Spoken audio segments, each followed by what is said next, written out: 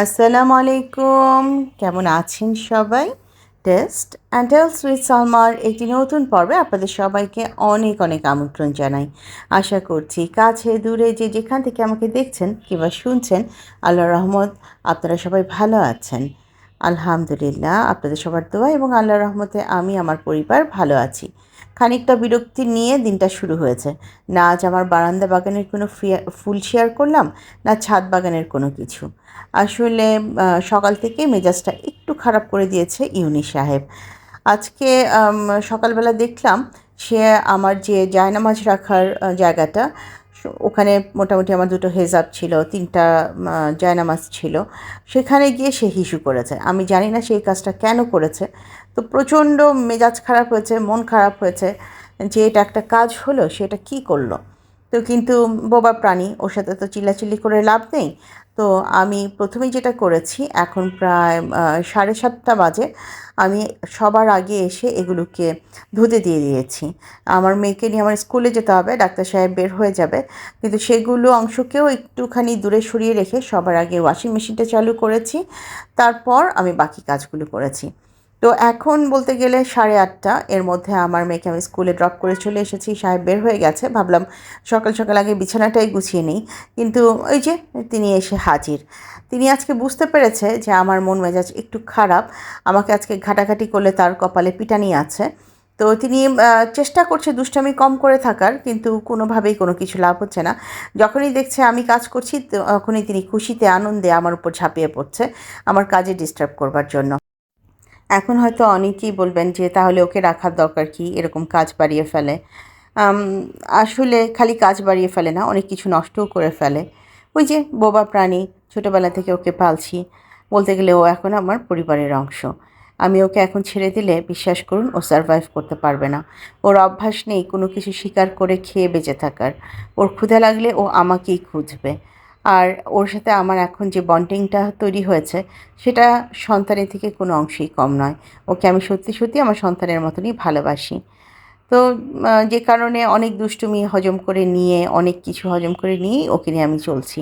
নিজের সন্তানদেরও তো অনেক কিছু অপরাধ হজম করে নিয়েই তাদেরকে মানুষ করি। ওকে মানুষ করতে না পারলেও ভদ্র বিড়াল হিসেবে তৈরি করার জন্য আপ্রাণ চেষ্টা করছি। কিন্তু সে যে পরিমাণ বাদর কিচিমের বিড়াল, আমি যে কতটুকু সাকসেসফুল হব, সেটা নিয়ে আমার নিজেরও যথেষ্ট প্রশ্ন আছে। এই যে বিছানা গুছিয়ে তাকে এত ডাকাডাকি করছি, চলে আসো আমরা এখন অন্য রুমে যাব, কাজ করব, অন্য সাইডে কাজ করব, সে আমাকে কোনো পাত্তাই দিচ্ছে না। তো তাকে ওই অবস্থায় রেখে আমি এখন চলে এসেছি আদা রসুনটা পেস্ট করে নিচ্ছি। বেশ কিছুদিন হলো আদা রসুন ছিলিয়ে রাখা হয়েছে, খালাকে দিয়ে আমি ছিলিয়ে রেখেছিলাম। আজকে মনে হলো যে একটু পেস্ট করে রেখে দিলে ভালো হয়, রান্নাবান্নার কাজে এগিয়ে যাবে। তো সেই জন্যই সকাল সকাল যেটা করেছি, আগে রসুনটাকে পেস্ট করে ফেললাম, তারপরে হচ্ছে আদাটা পেস্ট করব। আদা রসুন পেস্ট করে সুন্দর করে ফ্রিজে রেখে দিই, কিন্তু অনেক সময় রান্নার সময় সেগুলোকে ডিপ ফ্রিজ থেকে আগে বের করা হয় না। তখন যে কী পরিমাণ একটা ঝামেলায় পড়ি, আমি জানি আমার মতন এই ধরনের ঝামেলায় আমার অনেক আপুই পড়েন। কিছুদিন আগেই, এই তো প্রায় সপ্তাহখানেক আগেই, পুষ্পা আপুর একটা ভিডিওতে শুনছিলাম যে তিনি এরকম রান্নার সব জোগাড় করেছেন, কিন্তু ডিপ ফ্রিজ থেকে আদা রসুনটা বের করা হয়নি। তো আসলে এরকম পর্যায়ে যাদের ছুটাছুটিময় জীবন, টাইমের একদম ঘড়ির কাঁটা ধরে ধরে আমাদেরকে কাজ করে এগোতে হয়, তাদের কাছে এরকম 10 মিনিট পিছিয়ে যাওয়া মানে অনেকটা পিছিয়ে যাওয়া। রান্নার সময় সব কিছু যদি জোগাড় করা না থাকে, তখন রান্নার মুডটাও নষ্ট হয়ে যায়, নিজের উপর নিজের বিরক্তিও বাড়তে থাকে। তো আমি যে কাজটা করি, যে আদা রসুন পেস্ট করে কিছু অংশ তো অবশ্যই আমি ডিপে রেখে দিই, বেশি অংশটা, আর কম অংশটা আমি চিলডে আমার আরেকটা বক্স আছে সেখানে রেখে দিই, অন্তত ওখানে যেন রেগুলার চলতে থাকে। যখনই ওখানে কমে যায় তখন আবার ডিপ থেকে বের করে ওটাকে রিফিল করতে থাকি। আসলে প্রত্যেকটা সংসারেরই প্রত্যেকটা গৃহিণী কিছু না কিছু নিজস্ব বুদ্ধি, আইডিয়া নিয়ে তার সংসারটা করতে পছন্দ করে। হুবহু যে আমারটা দেখে আরেকজন ফলো করবে এটা মনে করারও কিছু নেই, আবার আমার আইডিয়া যে আরেকজনের পছন্দ হবে না সেটা মনে করারও কিছু নেই। আমি অন্তত আপনাদের সবারটা দেখে একটু একটু করে আমার নিজের আইডিয়া মতন কাজ করে চলি। ইউটিউব থেকে আমি অনেক কিছু পেয়েছি, শিখেছি, এবং তারই প্রতিফলন ঘটছে আমার সংসারে। আগে এতটা সংসারী ছিলাম না, এখন একটু একটু করে শিখে এগিয়ে যাচ্ছি। আর এই ক্ষেত্রে কিছু ধন্যবাদ তো কিছু প্রিয় মানুষকে দিতেই হয়। আমাদের সাভারের বিথিস ব্লগ থেকে বিথি আপুকে একটা ধন্যবাদ, তার কাছ থেকে কাজ করার অনুপ্রেরণা পাই আমি। তার ভিডিওগুলো নিয়ে অনেকের অনেক অভিমত আছে, একই কাজ একরকম কাজ, সেই সংসারের কাজ। আপনি বিশ্বাস করুন, তার কাজ দেখে আমি মনে মনে ডিসিশন নেই আমি কী করব, এরপর কোন কাজটা করা উচিত। কাজে এই ধরনের ভিডিওগুলো, যারা লাইফস্টাইল ভিডিওগুলো করে, তাদেরকে দেখে কিন্তু অনেকেই ইন্সপায়ার্ড হয়, আইডিয়া পায়। আরেকজনের কথা না বললেই না, সেটা হচ্ছে আকন্দ হোম ডায়েরি থেকে নিপু আপুর কথা। নিপু আপু তার ডায়েরিতে অনেক কিছু লিখে রাখে, এটার পর এটা করবে, কিংবা অনেক কিছু আইডিয়া শেয়ার করে যে এটার পরে এভাবে করব, কিচেনটাকে এভাবে সাজিয়ে নিলাম। সেখান থেকেও আমি অনেক আইডিয়া পাই এবং সেই আইডিয়াগুলো আমি আমার ক্ষেত্রে কাজে লাগাই। গল্প করতে করতে তো কিচেনে চলে এসেছি, বলাই হয়নি কি রান্না করছি। এখানে মূলত আমি টাকি মাছ দিয়ে লাউ রান্না করব, আর আজকে একটু ডাঁটা দিয়ে পাতলা ঝোলে রুই মাছ রান্না করব। তো টাকি মাছটাকে একটু ভালো করে কষিয়ে নিয়ে এই যে লাউটা আমি দিয়ে দিচ্ছি। ডিটেলসে রান্না শেয়ার করছি না, কারণ আমার আপু ভাইয়েরা আলহামদুলিল্লাহ আমার থেকে অনেক ভালো রান্না জানে। যদিও আমার এই কথাটা শুনে নাকি অনেকের আজকাল গা জ্বালা করে, তিনি তার নিজের ভিডিওতেই বলেছে, আপু বলেছে, এবং সেটা দুষ্টুমির ছলেই বলেছে, কাজে আমি ওই কথাটাকে খুব ইম্পর্টেন্স দিচ্ছি না। আসলে সত্যি আপুরা, আমি রান্নায় যে খুব ভালো এই কথা আমি কখনো বলবো না, বাট আমার রান্না খেয়ে আমার পরিবারের লোকজন হ্যাপি আছে, তাতেই আমি হ্যাপি। আচ্ছা, যে টাকি মাছগুলোকে আমি ভালো করে কষিয়ে নিয়ে তুলে রেখেছিলাম, সেগুলো কাটা বেছে লাউটা ভালো করে সিদ্ধ হবার পর এই টাকি মাছগুলোকে দিয়ে সুন্দর করে মাখিয়ে নিচ্ছি। এইভাবে আমি আমার মাকে দেখেছি, আমার শাশুড়িকে দেখেছি রান্না করতে, সেখান থেকে আইডিয়াটা পেয়েছি। অনেকেই মাছ ভেজে তারপরে রান্না করেন, আসলে আমরা যারা টাঙ্গাইলের দিকের লোকজন, আমরা কিন্তু মাছ কষিয়ে নিয়েই রান্না করি। আমি আমার অনেক পরিচিত আপুদেরকে জানি কিংবা চিনি যারা টাঙ্গাইলের দিকে আছেন, তাদেরকেও আমি দেখেছি তারা মাছ ভেজে কম রান্না করেন, কষিয়ে রান্নাটাই বেশি করেন। তো আমিও তাই করি। আমি এখানে টাকি মাছটাকে ভালো করে কষিয়ে নিয়ে তারপরে এতে লাউ টাকিটা রান্না করলাম, এবং অ্যাক্সিডেন্টলি এটার টেস্টটা বেশ ভালো হয়ে গিয়েছিল।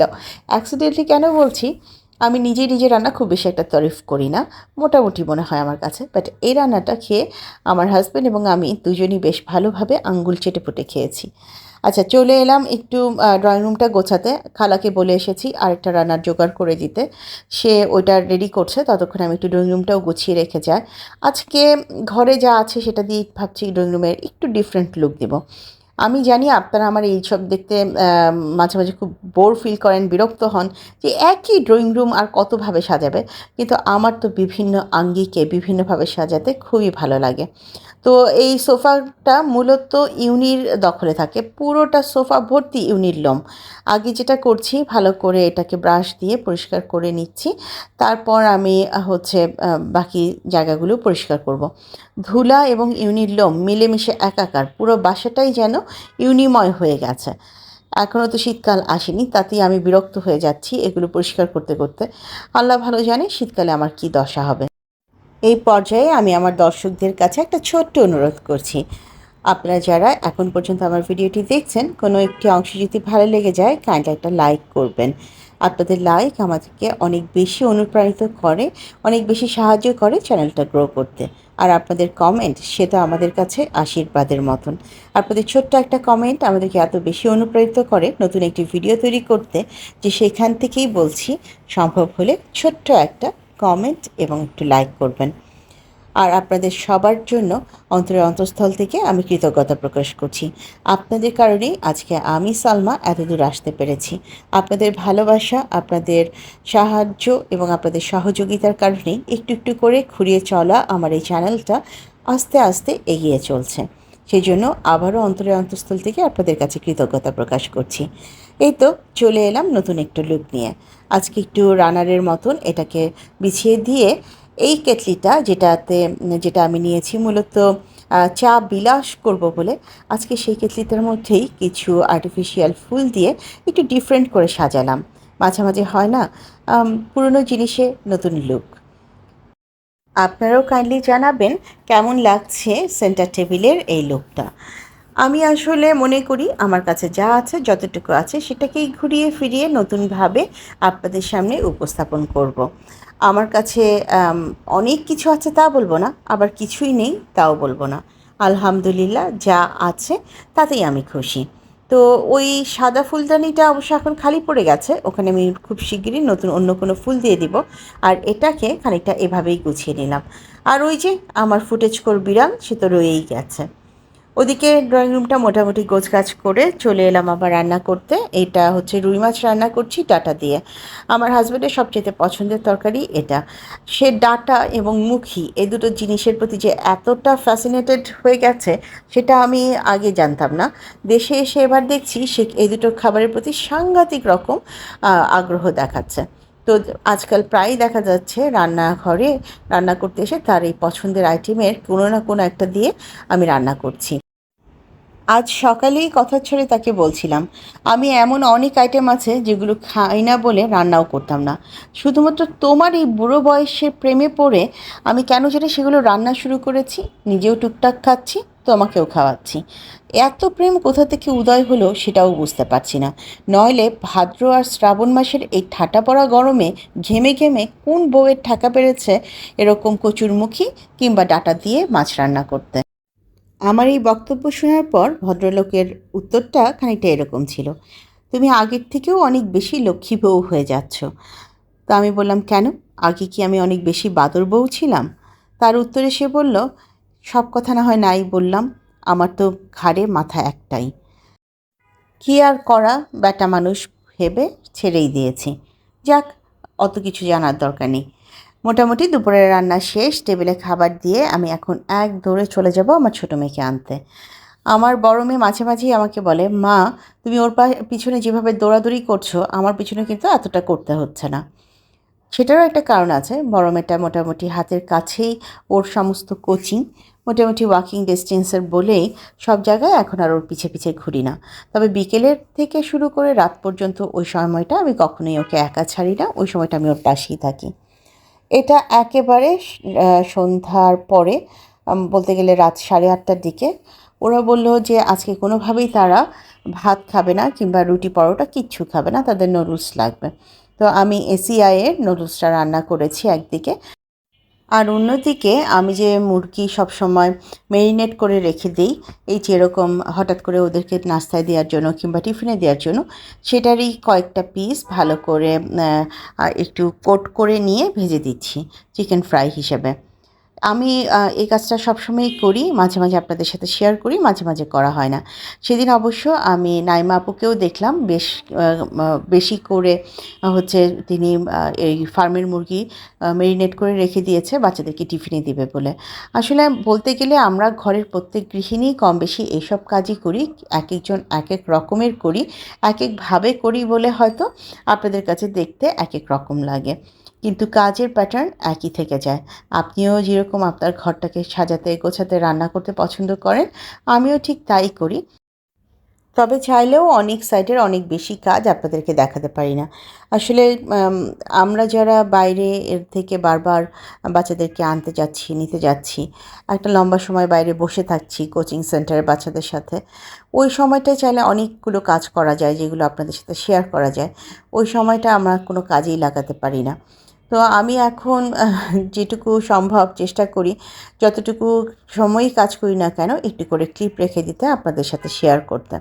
গল্প করতে করতে এদিকে কিন্তু আমার চিকেন ফ্রাইগুলো করা হয়ে গেছে। এখন আমি ওদেরকে যেয়ে ডিনারটা সার্ভ করে দেব। এই যে 2 মেয়ের জন্য 2টো প্লেটে আলাদা আলাদা করে আমি নুডলস এনেছি। তো এই পর্যায়ে এসে আমার বড় মেয়ে বলল, মা একটু চিজ গ্রেট করে দাও, মোজারেলা চিজ গ্রেট করে দাও, আমি ওভেনে একটুখানি ঘুরিয়ে নিয়ে আসি, জিনিসটা খেতে আর দেখতে আরও বেশি ভালো লাগবে। তো আমি বললাম, তাড়াতাড়ি বের করে আনো, আমি এখনই একটু গ্রেট করে দিই। এই যে উপর থেকে আমি খানিকটা মোজারেলা চিজ গ্রেট করে দিয়েছি, এক টুকরো তো ঠাস করে পড়ে গেল, সেটাকে নিয়ে আবারও সুন্দর করে আবার এইখানে দিচ্ছি। তো এটাকেই তারা একটু সুন্দর করে ওভেনে গরম করে নিয়ে এখন খেয়ে ফেলবে। আপনারাও চাইলে এসে ওদের সাথে জয়েন করতে পারেন। আর আজ এই পর্যায় থেকেই আমি আপনাদের সবার কাছ থেকে বিদায় চাইছি। আমার নতুন বন্ধু, পুরনো বন্ধু যে যেখান থেকে আমাকে দেখলেন, ভিডিওর কোনো একটি অংশ যদি ভালো লেগে যায়, কাইন্ডলি লাইক, কমেন্ট, শেয়ার এবং সাবস্ক্রাইব করে এগিয়ে যেতে সাহায্য করবেন। যারা প্রথমবারের মতো আমাকে দেখলেন, ভিডিওটি ভালো লেগে গেলে আমার বন্ধু হয়ে আমার পাশে থেকে যেতে পারেন। আপনাদের সবার সাথে দেখা হবে আরও একটি নতুন পর্বে। সে পর্যন্ত সবাই অনেক বেশি ভালো থাকবেন, নিজেদের খেয়াল রাখবেন, ঘরে বৃদ্ধ এবং শিশু থাকলে তাদেরও খেয়াল রাখবেন। আজ তাহলে এখানেই বিদায় নিচ্ছি। আল্লাহ হাফেজ এবং আসসালামু আলাইকুম।